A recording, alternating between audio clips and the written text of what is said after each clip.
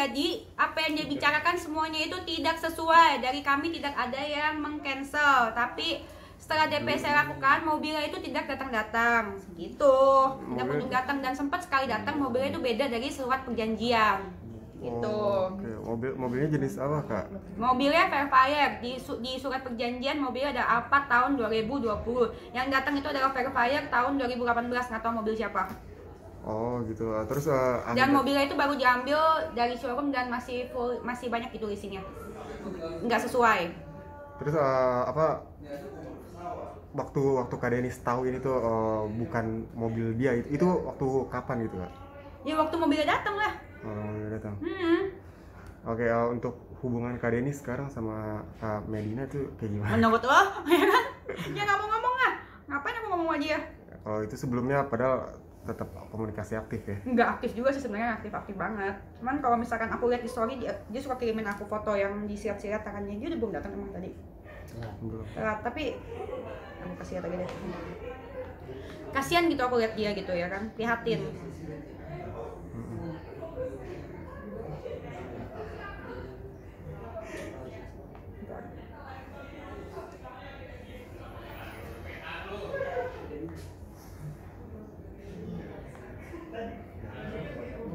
Nah ini nih lagi yang bawa-bawa nama Raffi tadi yang aku ceritain, yang ngoceh-ngoceh tuh.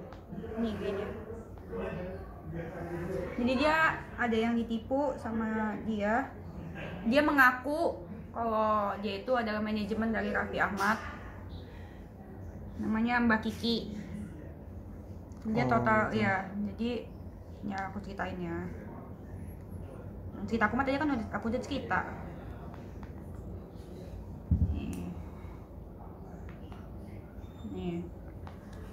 Ini yang salah satu korban. Hai Denis, ini WA Rizky Ananda. Nomornya dari Ibu ya? Rizky Ananda, panggil aja Kiki Mbak. Halo Mbak Kiki ya Mbak Denis. Dia itu Medina, dia nawarin Raffi jadi brand ambassador pabrik 1,2 M 3 bulan. Uang DP minta ditransfer cepet-cepet. Saya lihat Mbak juga sama ya, sama kejadiannya kayak saya. Dia minta transfer uang DP cepet-cepet. Pertama minta 100 juta, lama jadi 50 juta gitu. Terus MD minta DP cepet-cepet. Uang DP masuk bukan ke manajemen Raffi. Uangnya ditransfer sama dia, tapi masuknya bukan ke manajemen Raffi.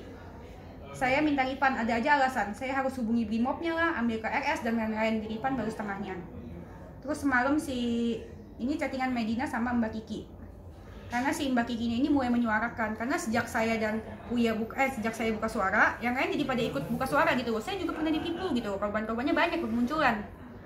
Nah, dia kan mulai kan, terus gitu langsung dia di story. Saya tunggu sampai jam 8 malam ini ya uangnya kan. Nggak usah bobo Denis, si Medina langsung chat ke Kikinya langsung. Nggak usah bobo Denis, aku laporin kamu sebar fitnah ya, urusan saya sama Denis udah beres. Gitu. Terus udah gitu, kalau nggak dihapus, aku laporin pencemaran nama baik. Terus dia share di Polda, saya nggak takut. Terus gitu kata si Mbak Kikinya, silakan Mbak, saya tunggu Mbak balikin uang saya, janji terus dari kemarin sudah terima uang saya, nggak nyampe ke Raffi, malah bikin chat palsu. Jadi bikin chat palsu sama seperti yang dilakukan ke saya, bikin bukti transfer palsu. Saya minta uang saya dikembalikan, kok galakkan Mbak, galakkan si Tutinya. Tuh. Amin, nggak apa-apa kayak suami saya membela teman. Saya minta uang saya kembali, udah beres persoalan, langsung dari Raffi. Dari awal saya terima Mbak di kantor baik-baik dan saya nagih sudah baik-baik, tapi Medina ingkar terus. Kalau saya jahat, saya sudah lapor Medina ke polisi, tapi saya masih baik sama Medina. Kalau tidak ingin berkepanjangan, silakan transfer sekarang, saya tutup masalahnya. Oke, nggak apa-apa, silakan terserah. Saya minta uang saya dikembalikan. Bu Heni juga banyak cerita kok tentang Anda. Dari awal juga saya nggak mau ada urusan sama kamu Mbak, cuman kasihan nangis-nangis di kantor. Nah, saya minta uang saya kembali, apa susahnya sih? Gitu. Terus udah gitu, ini konfirmasi langsung dari Raffi Ahmad. Apa sih kok aku baru bangun nama Sarah Clara? Nggak ada. Nama pengirim Rizky Ananda. Oh salah. Udah bukan, nggak ada, itu bohong. Gitu, jadi dia ngaku-ngaku kayak sebagai manajemen Raffi Ahmad gitu, karena dia dekat dengan artis-artis. Makanya teman-teman artis yang foto-foto sama dia waspada.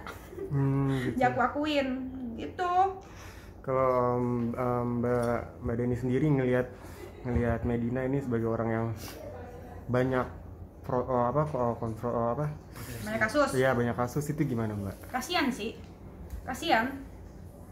Sebenarnya ya dia harusnya nggak gitu lah. Harusnya ya dia harus dirawat kalau emang benar karena penyakitnya, dia harus dirawat di RSJ, diisolasi biar nggak bisa merugikan masyarakat lagi.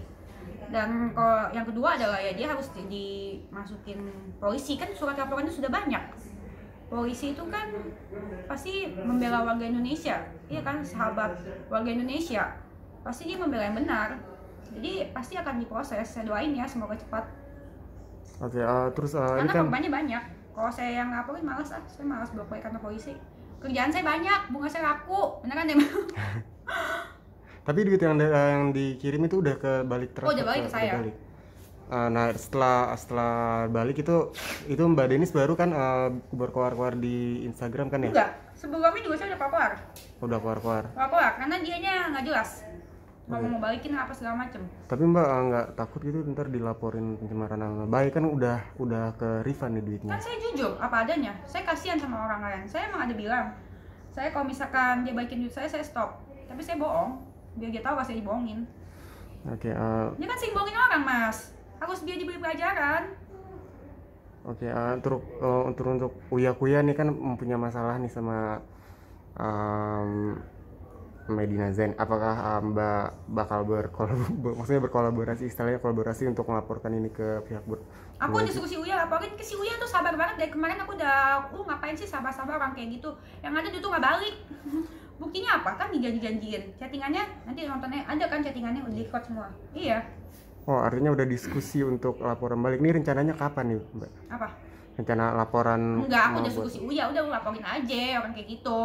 Kalau dia nggak balikin duit lu kan nggak balik. Cuman kan sebenarnya kalau mau laporin mah banyak halnya lah. Cuman ngapain laporannya kan udah banyak. Ada 10 laporan dia di LPG, ada 10. Yang TSK udah 3. Yang sama Uci orang Surabaya itu 1,2 M, yang 7 atau 9 tas palsu ya? Iya. Pak.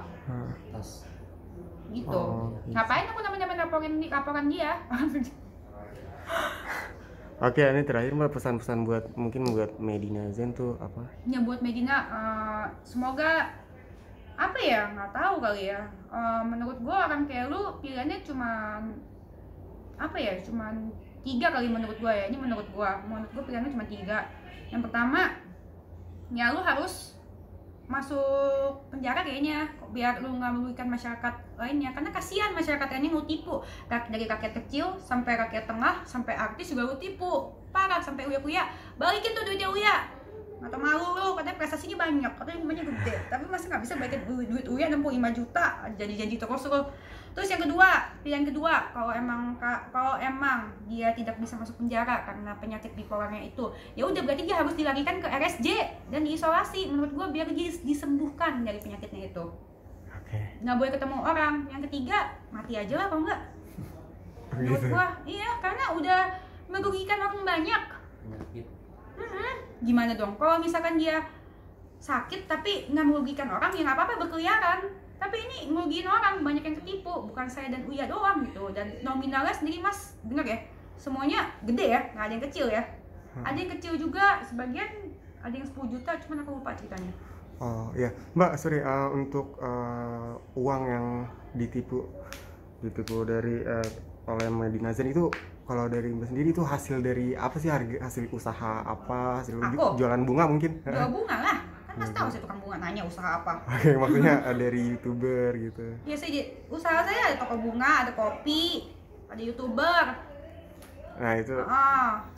Penting juga kadang-kadang. Nggak tahu. Perasaannya gimana gitu dari hasil usaha Mbak yang udah Mbak lakukan, terus ditipu, itu gimana Mbak rasanya?